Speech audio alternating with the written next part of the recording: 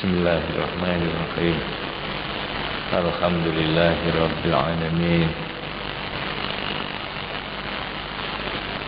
Wassalatu wassalamu ala asyrafil mursalin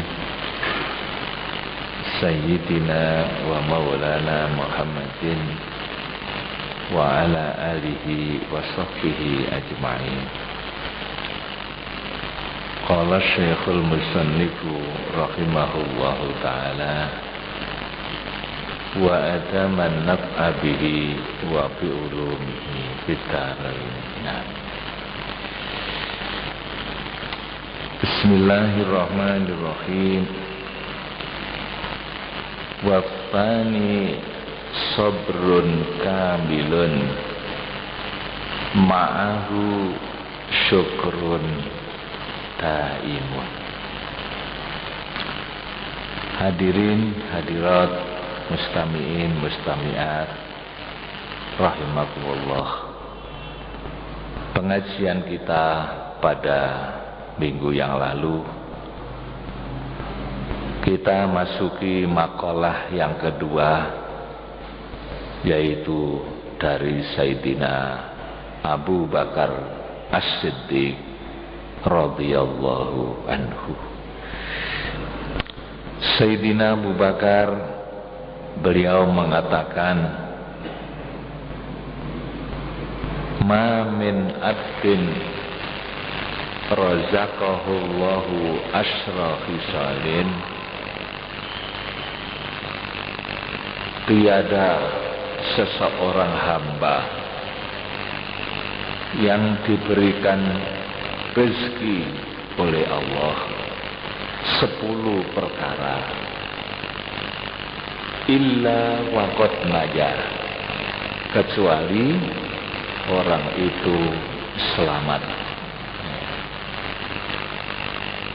Apabila seorang hamba Allah mendapatkan rezeki 10 perkara, maka sungguh dia selamat. Minal afati wal ahad, selamat dari berbagai macam bahaya. Dari berbagai macam bahaya. Wasara fi darajatil muqarrabin, dan orang itu menjadi orang yang menempati tingkatan muqarrabin. Orang itu meningkat derajatnya sama dengan orang-orang yang dekat dengan Allah. Wa nala darajatal muttaqin, di samping itu orang tersebut mendapatkan derajat muttaqin. Jadi barang siapa yang diberi rezeki 10 perkara, maka orang itu selamat dari berbagai bahaya. Dia termasuk muqarrabin, orang yang dekat dengan Tuhan, dan termasuk derajat muttaqin, orang yang takwa kepada Allah. Orang yang bertakwa itu dijanji surga itu adalah untuk orang yang bertakwa. Sekarang 10 macam itu apa saja? Awwaluha sidqun daimun. Yang pertama adalah kejujuran. Kejujuran yang terus menerus. Ma'ahu qalbun qani'un, disertai dengan hati yang qanaah. Jadi yang pertama kejujuran yang terus menerus, istiqomah, dan disertai dengan hati yang qanaah. Qanaah itu artinya ridho terhadap pemberian Tuhan, ridho terhadap pembagian dari Allah. Jadi orang yang sabar, orang yang jujur, disertai dengan qanaah, berarti orang itu mendapatkan rezeki dari Allah. Dia akan selamat, dia akan menduduki kedudukan muqarrabin dan muttaqin. Jujur di sini ya, memang salah satu perintah Allah kita itu supaya jujur. Ya ayyuhalladzina amanu kunu ma'as shadiqin. Kata Allah dalam Al-Quran, hendaklah kamu semua bersama orang-orang yang jujur-jujur. Jangan bersama orang yang bohong-bohong. Kebalikan dari jujur itu adalah bohong. Kejujuran kebalikannya kebohongan. Ya. Jujur itu sidiknya adalah salah satu sifat para nabi, para rasul, merupakan sifat wajib. Ya, berarti para nabi, para rasul itu wajib, ya, bersifat jujur, asid. Dan mustahil para nabi itu kadzib, bohong. Ya. Sekarang jujur ini di dalam masalah apa? Para ulama merinci jujur itu di dalam 5 hal. Yang pertama adalah jujur di dalam keimanan. Jadi imannya harus jujur dalam arti yaitu jangan sampai beriman kecuali kepada Allah. Itu namanya jujur dalam keimanan. Karena keyakinan yang lain selain la ilaha illallah itu adalah bohong. Semuanya kebohongan. Jadi orang yang menyembah selain Allah itu kebohongan. Karena bukan Tuhan kok disembah, itu bohong. Yang wajib disembah, yang patut disembah itu hanya Allah yang menciptakan langit dan bumi. Ya. Sedangkan yang lain itu tidak ada. Mereka tidak menciptakan langit dan bumi.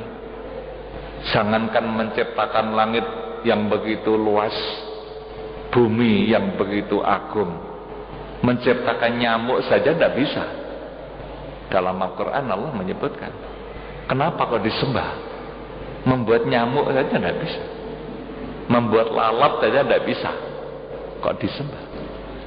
Maka kebohongan yang paling bohong itu adalah menyembah selain Allah. Kebenaran yang paling benar, kejujuran yang paling jujur, yaitu jujur dalam keimanan, yaitu beriman kepada Allah. Yang kedua adalah jujur di dalam perjanjian. Kalau kita berjanji harus tepat, jangan sampai bohong. Ya, itu yang kedua. Yang ketiga adalah jujur di dalam ucapan. Jangan sampai bicara yang tidak benar. Ya. Jangan sampai mengucapkan kata-kata bohong. Itu yang ketiga. Yang keempat adalah jujur di dalam perbuatan. Jadi perbuatan kita ini harus benar. Jangan sampai melakukan sesuatu kebohongan. Kemudian yang kelima adalah jujur di dalam ketaatan. Taat kepada Allah sesuai dengan perintah Allah SWT. Kita diperintah begini, kerjakan, jangan dibohongi, Jangan sampai dikurangi, ya. Jangan sampai bohong. Ya, apa yang kita kerjakan di dalam rangka taat kepada Allah, kita tidak boleh bohong. Nah, kerjakan dengan betul-betul sesuai dengan perintah Allah. Itu namanya jujur di dalam ketaatan. Nah, barang siapa yang diberikan kejujuran seperti itu, disertai dengan rasa qanaah, menerima ridho terhadap pemberian Tuhan, maka orang itu dapat meningkat ke tingkatan muqarrabin, orang yang dekat dengan Allah, derajat muttaqin, orang-orang yang takwa kepada Allah. Itu yang pertama. Yang kedua adalah wafani sabrun kamilun, sabar yang sempurna, kesabaran yang sempurna, ma'ahu syukrun daimun, yang disertai dengan syukur, ya, yang terus menerus, tidak ada henti-hentinya bersyukur. Sabar yang sempurna disertai dengan syukur terus menerus. Ya memang berat-berat ini ya, termasuk kelas berat itu. Namun kalau orang itu mampu seperti itu, ya dia meningkat derajatnya kepada derajat muttaqin.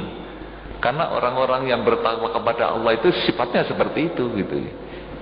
Ya, sabar yang sempurna.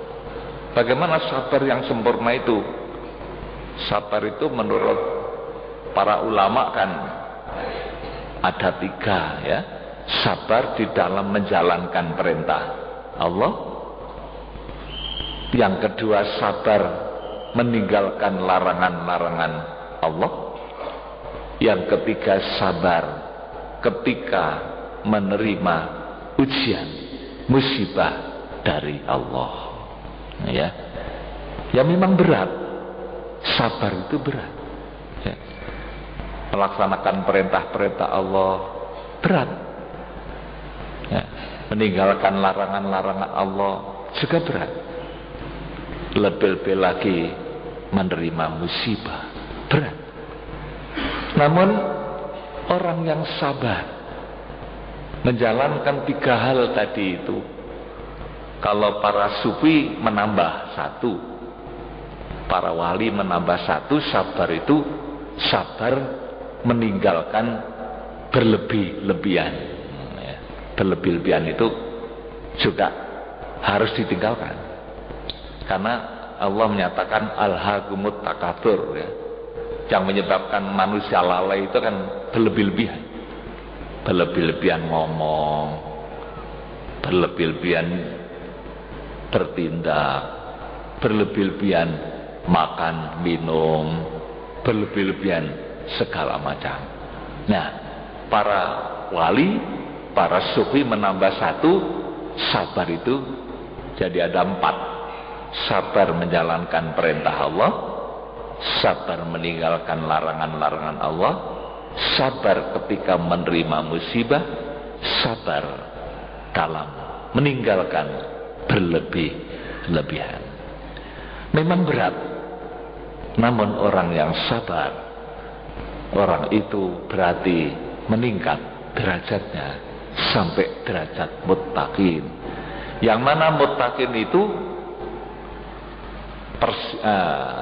janji Allah adalah surga. Surga itu dijanjikan untuk orang yang muttaqin. Jadi tidak gampang orang masuk surga itu, Pak. Surga itu mahal. Jadi tidak seenaknya itu. Nah, jadi harus sabar. Nah, maka ketika penduduk surga begitu masuk surga, apa yang diucapkan oleh para malaikat? Ya, dalam Al-Quran disebutkan para malaikat menjemput orang yang masuk surga itu dengan ucapan salamun alaikum bima sabartum fa ni'ma uqbadar. Salamun alaikum bima sabartum fa ni'ma uqbadar. Salam, selamat, selamat. Salamun alaikum, keselamatan adalah bagi Anda semua. Ya. Jadi disalami oleh malaikat. Sebab apa? Bima sabartum, sebab Anda sabar gitu. Ya tadi itu. Ya. Jadi orang bisa masuk surga itu karena sabar. Bima sabartum. Fa ni'ma uqbadar, sungguh nikmat surga itu tempat berkesudahan. Artinya sudah tidak ada lagi tempat yang terakhir, surga. Tempat berkesudahan sudah tidak ada lagi, surga. Sungguh nikmat. Begitu kata para malaikat. Yeah. Jadi sabar itu memang berat, namun balasannya adalah surga. Jadi sabar tadi itu merupakan rezeki pemberian dari Allah Subhanahu wa taala, namun tentunya kita harus berusaha untuk sabar itu. Ya. Ruya dan riwayatake apa annahu setuhune Kanjeng Nabi sallallahu alaihi wasallam iku kala dawuh sapa Kanjeng Nabi, afdhalul imani utawi luweh utamane iman yang paling afdol kata Rasulullah ya, iku as-sabru sabar. Coba ya. Jadi sabar itu merupakan iman yang paling tinggi, iman yang paling afdol. Ya. Wassamahatu lan murahan. Murahan itu apa? Gampangan. Jadi merupakan iman yang paling afdal itu, yang pertama adalah sabar, yang kedua adalah murahan. Murahan itu ya segala hal murah, gampang-gampang. Jangan mempersulit orang, gampang-gampang wae. Ya, nek dodolan ya aja larang-larang. Ya, di dalam melayani orang banyak juga begitu, gampang-gampang aja. Jangan mempersulit orang. Itu namanya samahah. Ya, jadi di dalam bergaul, di dalam bermasyarakat, as-samahah ini adalah merupakan sikap yang sangat-sangat bagus dalam Islam. Jadi orang itu enak, kemana-mana orang itu seneng gitu. Jangan mempersulit orang. Ya, kalau orang mempersulit orang nggak disopo aja gak nyopo gitu. Diului salamnya gak jawab gitu. Nah, itu namanya orang yang mempersulit orang. Tidak as-samahah. Jadi kalau as-samahah itu adalah suatu perilaku, sikap yang sangat murah, sangat mudah. Itu kata Kanjeng Nabi begitu. Ya. Sehingga ada hadis bahwa Allah itu suka kepada seorang hamba yang murah katanya. Samhan idza ba'a. Murah kalau pada waktu berjualan. Wasamhan idza ishtara. Murah pada waktu membeli gitu. Coba ya. Pada waktu berjualan murah, pada waktu membeli juga murah. Artinya tidak mempersulit orang gitu. Ya. Kemudian berikutnya samhan. Pokoknya murah itu. Itu adalah iman yang paling afdal gitu. segalanya murah di dalam persoalan terhadap orang lain, dia tidak mempersulitnya. Afdalul iman as-sabru was-samaha, ya. Rawahu ad-Dailami, ngeriwayatake ing hadis sapa Imam Dailami. Ini namanya akhlak, ya, akhlak yang bagus. Waruya lan dan riwayatake apa annahu setuhune Kanjeng Nabi sallallahu alaihi wasallam iku kala dawuh Kanjeng Nabi, nikma silahul mukmin as-sabru wad du'a, ya. Hadis yang lain diriwayatkan sabda Rasul, nikma silahul mukmin, utawi sak bagus-baguse apa gamane wong mukmin iku as-sabru sabar wa du'a'u lan doa, ya. Sebaik-baik senjata bagi orang mukmin itu adalah sabar dan doa, ya.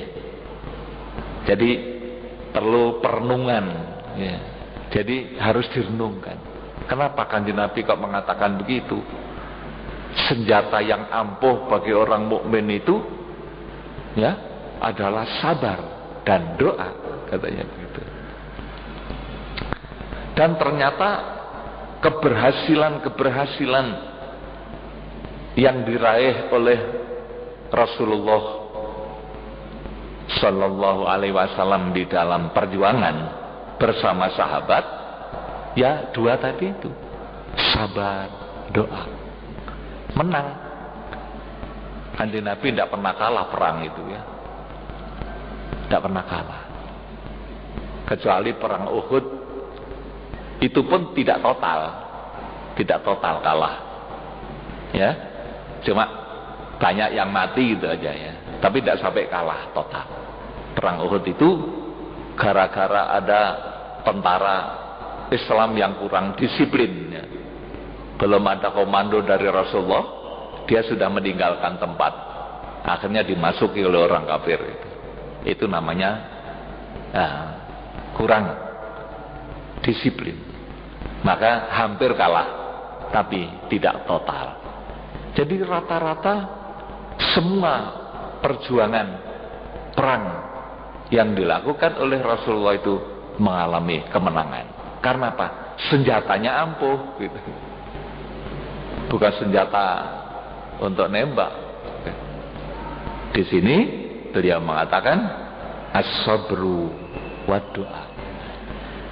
Jadi pengertiannya sabar di dalam berjuang, tidak takut menghadapi musuh, tidak gentar, itu namanya sabar, ya. Di samping juga mohon kepada Allah, doa, menang, gitu, ya. Oleh Allah diberikan kemenangan. Tapi kalau tidak sabar, betapapun hebatnya senjata yang digunakan untuk perang, tidak sabar, hancur. Gitu. Jadi mental itu. Para sahabat di dalam memperjuangkan agama Allah begitu sabar, ya.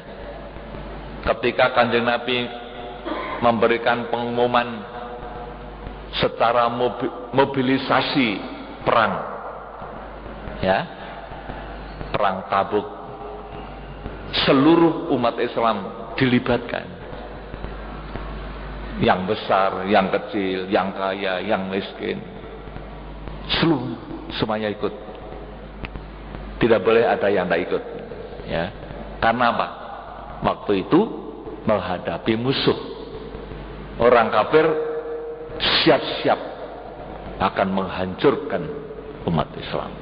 Maka Rasulullah komando perang Tabuk, melibatkan seluruh umat Islam, ya. Pada saat itu dalam keadaan panas terik, dalam keadaan miskin, sulit makanan minuman, ya, namun mereka dengan semangat berangkatlah semuanya, kecuali hanya beberapa orang yang karena sakit, ada juga karena malas, tapi tidak banyak, hanya 3 orang itu, ya, orang munafik itu aja berangkat semua. Maka melihat semangat orang Islam yang luar biasa seperti itu, orang kafir gentar, ya. Akhirnya perang, mereka lari, orang kafir itu lari, tidak berani menyerang, menang, gitu, menang. Jadi tanpa terjadi peperangan sudah menang, gitu. Itu adalah karena sabar, gitu. Jadi as-sabru wa doa, jangan sampai lupa berdoa. Kan di Nabi, ya, komandonya mesti supaya berdoa, banyak-banyak berzikir pada Allah SWT, ya. Jadi sambil perang diberikan semangat sambil berdoa pada Allah SWT, maka oleh Allah diberikan kemenangan.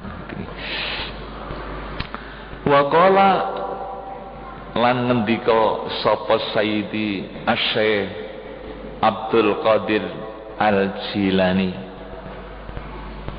Syekh Abdul Qadir Al-Jilani ini seorang sultanul aulia, raja para wali. Qaddasa sirruhu, muga-muga nyucakake sapa Allah sirruhu ing batine Asy-Syaikh Abdul Qadir Al-Jilani. Sudah tidak asing lagi siapa Syekh Abdul Qadir Al-Jilani itu di dalam dunia Islam. Seluruh umat Islam mengakui keagungan kewalian Syekh Abdul Qadir Al-Jilani, kecuali orang yang tidak percaya sama wali. Itu wis gak maido dan gak percaya sama wali. Orang yang tidak percaya sama wali itu dikhawatirkan su'ul khotimah. Dikhawatirkan su'ul khotimah. Kok tidak percaya sama wali itu. Kaifa yahsunu, kata Syekh Abdul Qadir Jilani, kaifa yahsunu, buh kaya apa bagus mingka saking sira apa al-ujbu ujub fi a'malika ing dalem pira-pira amalira. Ya, mana mungkin amalmu itu bisa bagus, kata Syekh Abdul Qadir Jilani, kalau di dalam dirimu itu ada ujub. Ujub itu bangga, membanggakan diri, seolah-olah yang baik itu adalah dari dia, bukan dari Allah. Itu namanya ujub. Mana mungkin itu bisa bagus, kata beliau, ya. Wa ru'yatu nafsika, lan oleh ningali awak ira fiha ing dalem akmal. Nah, para wali mengajarkan kepada kita, kalau kita punya amal itu supaya disandarkan kepada Allah, jangan kepada diri sendiri, ya. Karena apa? Yang menjadikan kita ini bisa berbuat apapun itu kan Allah. Jadi jangan diaku, gitu ya. Sehingga dalam surat Al-Fatihah itu ada iyyaka na'budu wa iyyaka nasta'in.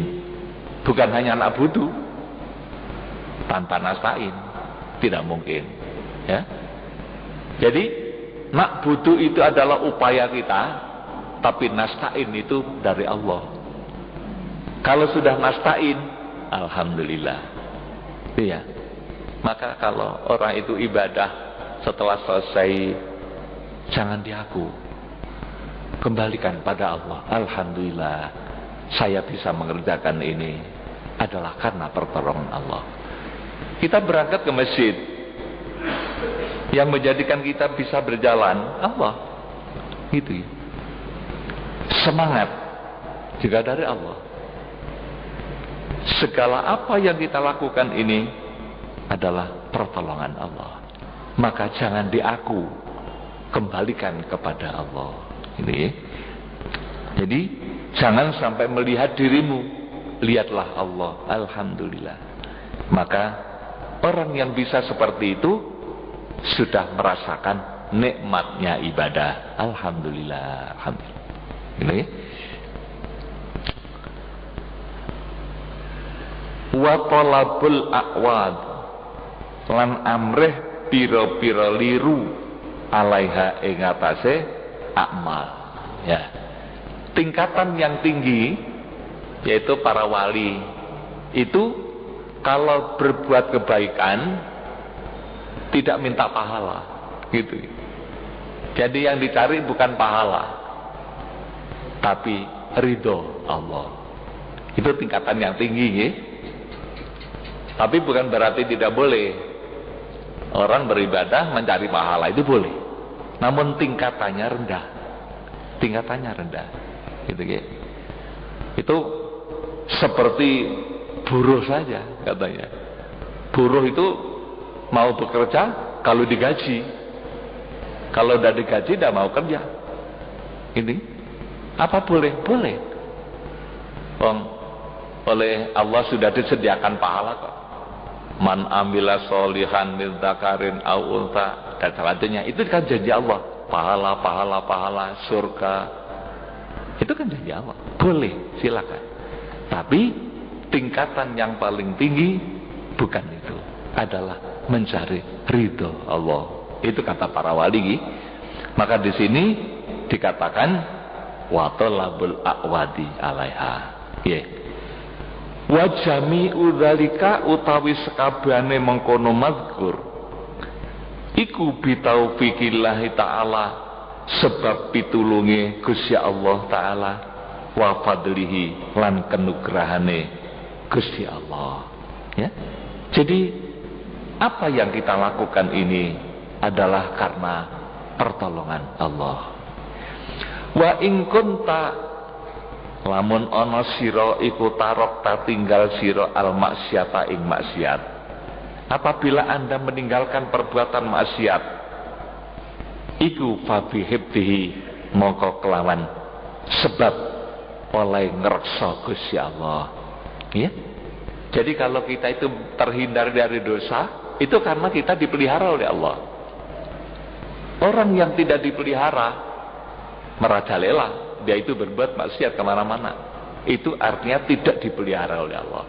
Maka kita bersyukur, alhamdulillah, kalau kita ini selamat dari maksiat, berarti kita dipelihara oleh Allah. Maka Kanjeng Nabi memberikan pelajaran kepada adiknya, adik Misan, putra dari Sayyidina Abbas, namanya Abdullah bin Abbas. Waktu itu diajak bersama-sama oleh Rasulullah. Masih kecil. Kemudian apa kata Rasul? Ya gulam, wahai anak, u'allimuka kalimatin. Dengarkan, saya mengatakan kalimat-kalimat merupakan ilmu. Disuruh mendengarkan. Apa itu? Di antara kalimat yang disampaikan oleh Rasulullah kepada Abdullah bin Umar, ihfadillaha yahfadka. Ya, ihfadillah tajidhu tujahka. Wahai anak, peliharalah Allah. Ya, kalau kamu memelihara Allah, kamu dipelihara oleh Allah. Peliharalah Allah, kamu mendapatkan Allah ada di depanmu, katanya. Coba ya, masih anak-anak sudah diberikan pelajaran seperti itu oleh Rasul. Masih anak-anak. Peliharalah Allah. Maksudnya memelihara Allah itu bagaimana? Ini kan umum. Memelihara Allah. Bisa juga artinya memelihara Allah itu memelihara zikir, selalu ingat Allah. Itu namanya memelihara Allah. Kemana-mana ingat Allah, mana ingat Allah. Ya? maka kamu dipelihara oleh Allah. Bisa juga efadilah, peliharalah perintah Allah. Jadi apa yang diperintahkan oleh Allah dipelihara dengan baik, kamu akan ditolong oleh Allah. Jadi apabila kita itu selamat dari perbuatan dosa, berarti kita dipelihara oleh Allah. Ya. Wa in kunta taraktal ma'siyah fa bihibdihi. Itu kata Syekh Abdul Qadir Jailani. Aina anta minasyukr. Iku endi utawi sira minasyukri saking syukur. Ala dzalika ing atas semkono kabeh. Kenapa Anda tidak bersyukur semuanya? Semua itu adalah dari Allah. Kamu bisa mengerjakan kebaikan-kebaikan, ibadah-ibadah, selamat dari dosa, itu adalah karena Allah. Maka bersyukurlah kepada Allah. Itu kata Syekh Abdul Qadir Jailani. Wal iktirafu, lan ngaku bihadhihin ni'ami, kelawan ikilah piro-piro nikmat. Alhamdulillah saya bisa beribadah. Ibadah ini adalah pertolongan dari Allah. Bahkan yang memberikan petunjuk untuk ibadah pun juga Allah. Coba kita wudu aja diurui oleh Gusti Allah. Idza qumtum ilas sholati faghsilu wujuhakum wa aydiyakum ilal marafiq wamsahu biru'usikum wa arjulakum ilal ka'bain. Itu kan petunjuk Allah. Kalau kamu akan berdiri sholat, basuhlah wajahmu, ya, dan kedua tanganmu sampai siku-siku. Usaplah sebagian dari kepalamu dan basuhlah kedua kakimu. Itu kan perintah. Wudu saja diurui. Umpama tidak ada pelajaran dari Allah, kita dari mana? Jadi mulai daripada ibadah itu caranya bagaimana, sampai memberikan pertolongan kita bisa melakukannya, itu semua adalah dari Allah. Maka kata Syekh Abdul Qadir Jailani, yang pantas kamu hanya bersyukur kepada Allah. Aina anta minasyukri ala dzalik wal i'tiraf fi hadhihi ni'am. Petunjuknya dari Allah, pertolongannya dari Allah, pahalanya juga dari Allah. Coba, pahalanya orang berwudu, ya, setelah selesai berwudu disunatkan membaca doa asyhadu alla ilaha illallah. Dan selanjutnya, ya, barang siapa yang berwudu kemudian berdoa seperti itu, menghadap wajahnya ke langit, menghadap ke kiblat, dibukakan pintu surga yang 8, kan gitu. 8 pintu surga disiapkan. Itu kan janji Allah. Coba para bapak ibu, ya, semua itu nikmat dari Allah. Sing ngurui wudu Gusti Allah, yang memberikan air Gusti Allah, yang memberikan pertolongan kita bisa melakukan Gusti Allah, sing ngenai ganjaran ya Gusti Allah. Alhamdulillah. Itulah para bapak dan hadirin hadirat, kalau orang mau merenung seperti itu akan nikmat. Alhamdulillah, ya, ibadahnya nikmat. Itu minasyukri ala dzalik allati a'taqaha, kang wis paring sapa Allah ing sira ing ni'am. Fallahu maka utai Gusti Allah iku khaliqu kadzat kang agawe sira. Coba, yang menciptakan kita ini adalah Allah. Wa khaliqu af'alika lan zat kang agawe pira-pira penggawe nira. Yang menciptakan perbuatan kita ini juga Allah. Ini gitu. Ma'a kasbika sertane usaha nira. Anta al-kasib, anta utawi sira iku al-kasib wong kang usaha. Wa huwa ta'ala utawi Gusti Allah iku al-khaliqu kang dadekake.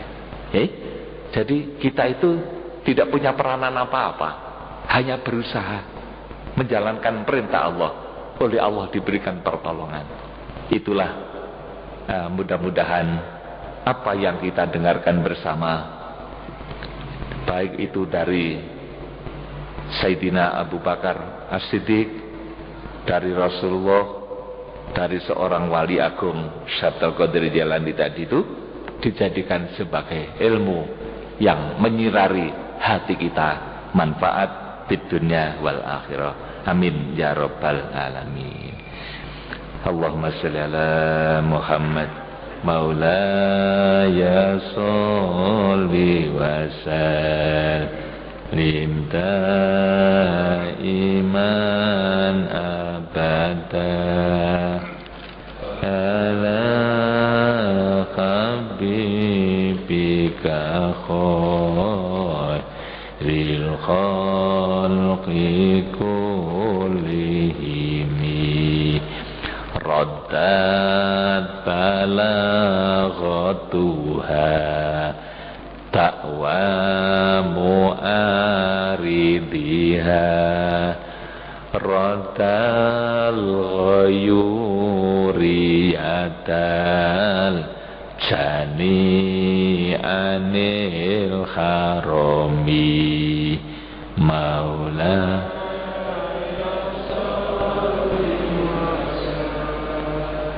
rimda iman abada ala habibika khairil khalqi kulli laha ma'anin kamau silbahri fi madatin wa fauqa jauharihi